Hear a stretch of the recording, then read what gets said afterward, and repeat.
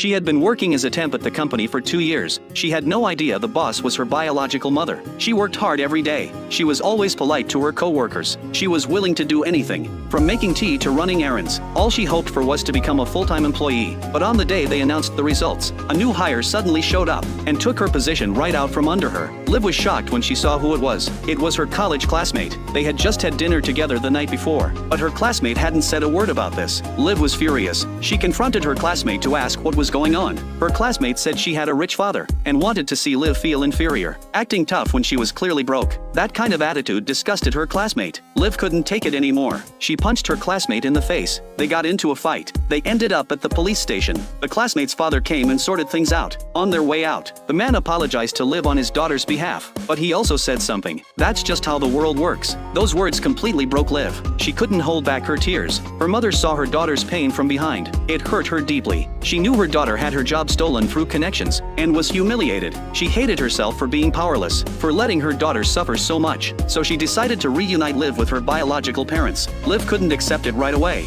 She rushed out the door. When she got home, her older brother had made a bunch of delicious food, trying to comfort her about losing her job. Her younger brother had even bought her a pair of shoes with his part-time job money. Even though the family was poor, they were close. When their mother came home, Liv told her this was her real home. She decided not to go to the wealthy family. Her mother said they couldn't afford to send her to study abroad or pull strings to get her a good job. "Can you accept that?" Liv said it was fine. She leaned on her mother's shoulder, but her mother pushed her away and left. This hurt Liv deeply. She remembered when she was driving for her boss on an errand. She got into an accident with Edward, a rich kid. Her boss wouldn't let Liv file an insurance claim. She had to cover the 20 million won compensation herself. Edward heard about Liv's situation. He said if she paid 5 million won in 3 days, they'd call it even. To come up with the money, she had to take a sales job at the mall. One day a customer had Liv load items into their car. Just because her body brushed against the luxury car, the customers started yelling at her, demanding she kneel and apologize. Since they were a VIP customer, her co-workers urged her to just kneel. Her younger brother saw this and wanted to help, but remembering he was an employee,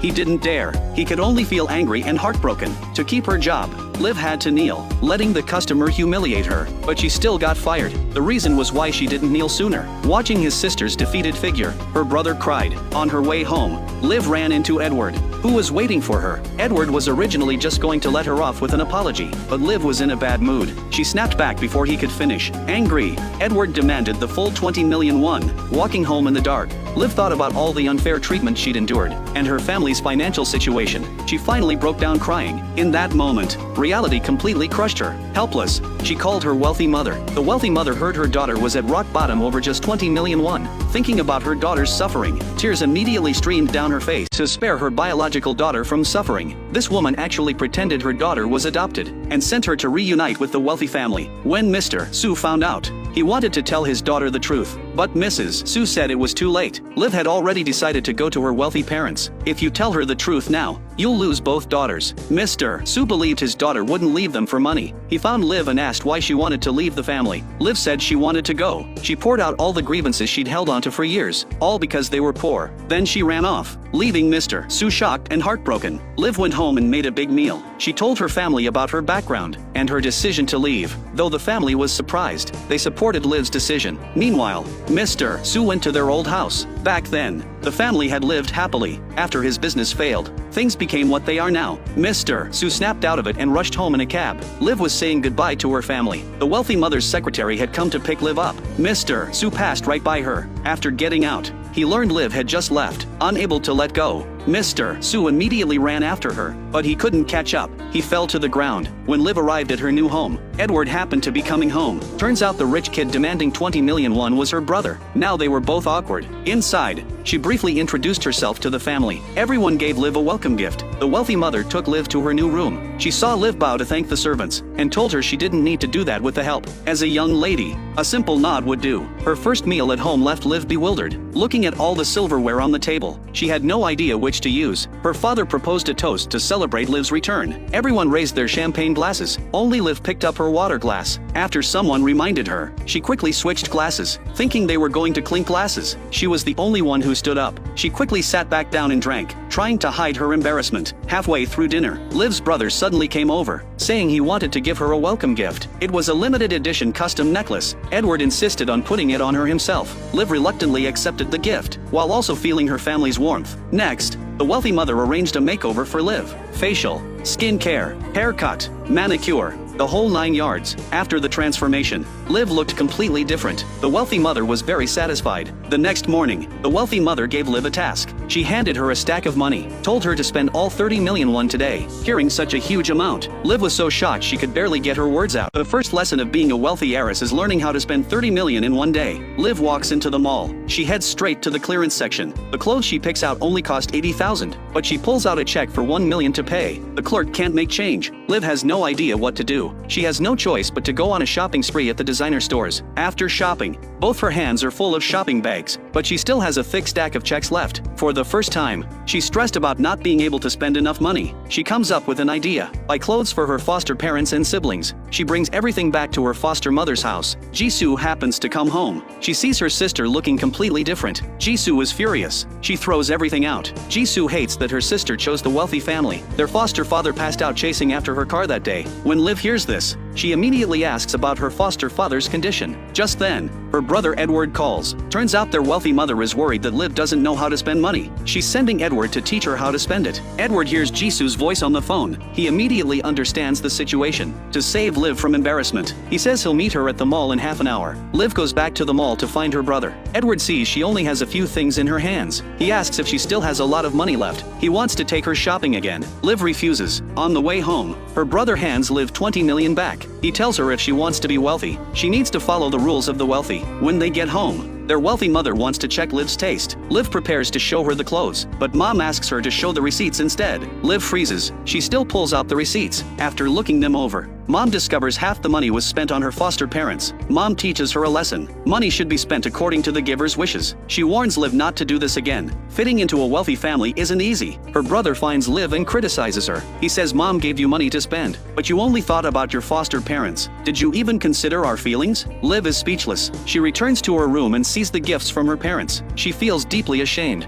That night, their wealthy mother comes to sleep with Liv. Mom has been waiting 25 years for this moment. Liv watches her sleeping mother, thinking about so many things. The next day, her sister hears that mom slept with Liv. She feels a little envious. To fit into this family quickly, Liv actively joins her siblings' conversation, but she discovers they're all talking about classical music. She doesn't understand any of it. She can only awkwardly nod along. Eventually, things get so awkward that they all leave. The next day, they plan to have Liv start as an intern at the entry level. They'll announce her identity once Liv's grandfather returns. Just like that, Liv becomes an official employee of Hating Group. She remembers how she endured so much ridicule trying to become permanent before and never succeeded. Now it's solved easily with just one word. She walks into her old office. Her former co-workers are all shocked. The entire house was disinfected. It was all to welcome the wealthy grandfather home. Everything that could trigger his allergies was thrown away. The whole family went to the airport to pick him up. This man is the chairman of Haechung Group. When they got home, the grandfather saw his granddaughter, Liv. The usually cold and proud grandfather gave Liv a hug.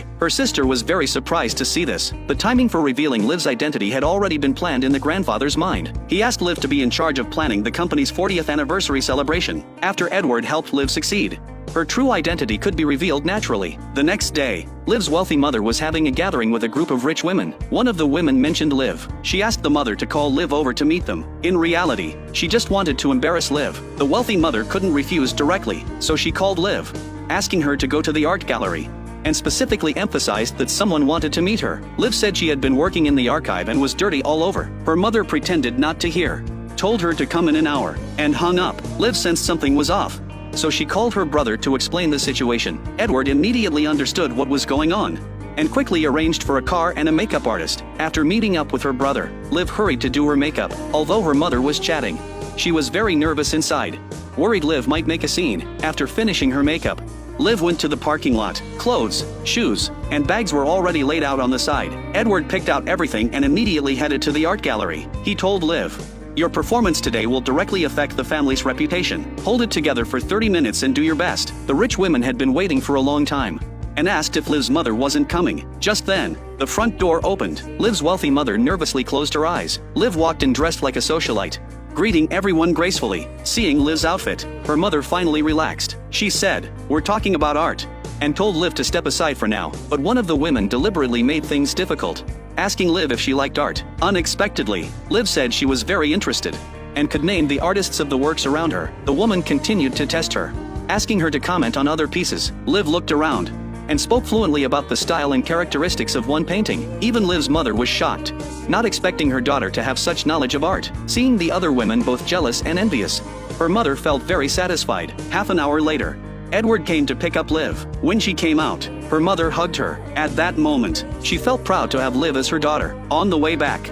Liv suggested stopping for a beer to relax. They sat down in front of a convenience store. Her shoes didn't fit, so she took them off. Edward noticed a scar on her foot and asked how she got it. Liv said it was from an injury when she was a child. She remembered her foster mother saying she got hurt at 1 year old, but she wasn't found until she was 3. The story clearly didn't add up, and she seemed to realize something. A man received an anonymous letter. The letter claimed that his daughter was an imposter. He asked his wife about the details of finding their daughter back then. His wife hesitated and avoided the questions. He decided to ask the butler about the recognition process. The butler said no DNA test had been done after the daughter returned home. The father suddenly remembered some unusual behavior from Liv recently. He walked into his daughter's room. He noticed that the gifts he had given her were still unopened. As he was leaving, he saw hair on the comb. The father looked thoughtful. Meanwhile, Edward and Liv were driving to see their grandfather. Edward worried that Liv might give something away. He called his grandfather to say the car had broken down on the way. Unexpectedly, Liv's aunt answered the phone. She said she could send another car to pick them up. The two of them were in a tough spot. To make the lie believable, they had to actually break the car. Edward, the wealthy young man,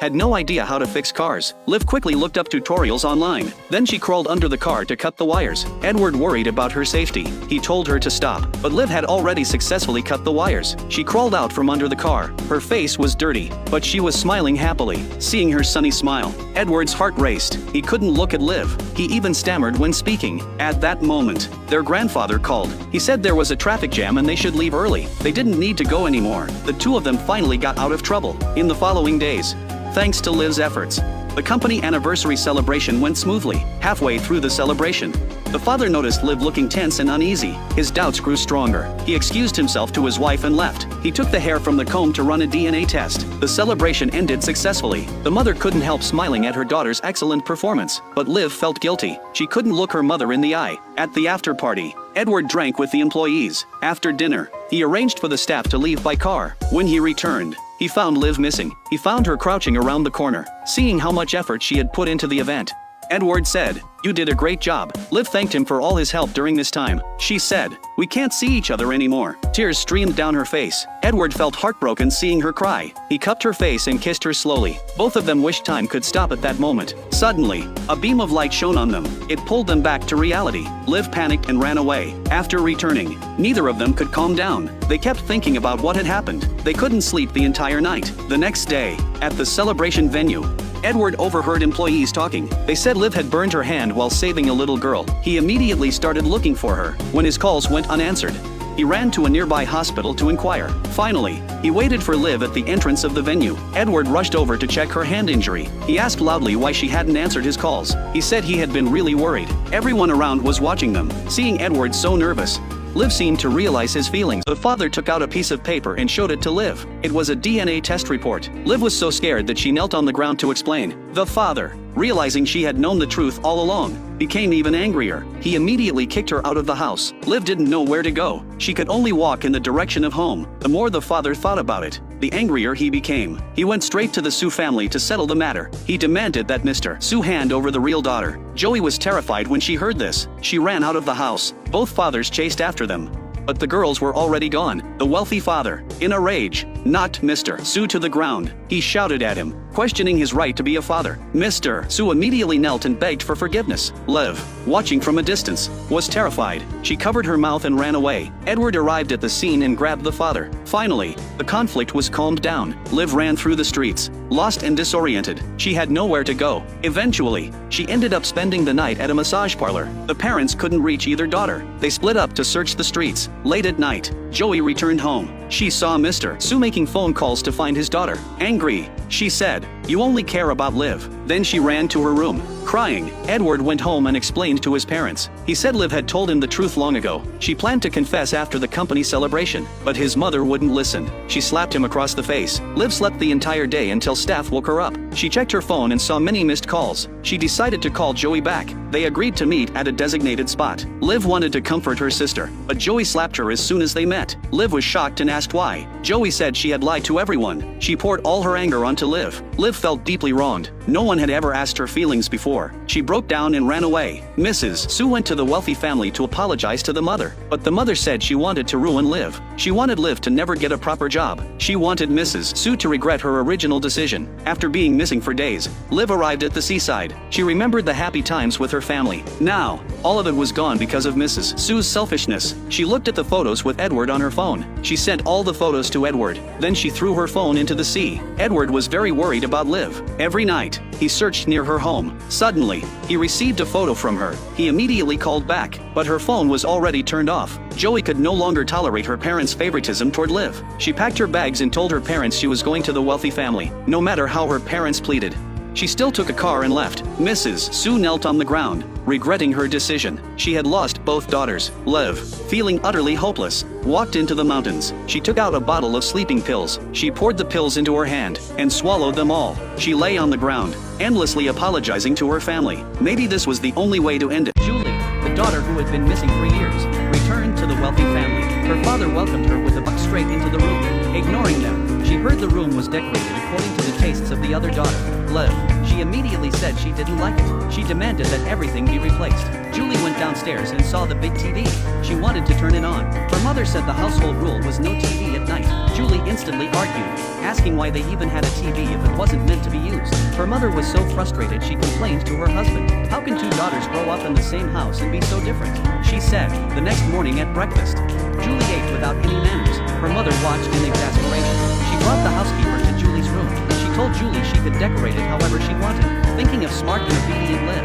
Her mother wished Liv had been her biological daughter, so she secretly had the housekeeper take Julie's toothbrush to run a DNA test. The results confirmed that Julie was indeed her biological daughter. Her mother had no choice but to arrange a makeover. After the transformation, Julie did show some elegant qualities, but at dinner, her true nature came out again. Seeing a servant standing nearby while they ate, Julie couldn't help but laugh. She said, "What kind of era is this? Why all these rules?" Her mother was speechless with anger. Only her father wasn't upset. He even thought she was refreshingly honest and cute. The next day, her mother challenged her to spend 30 million in a single day.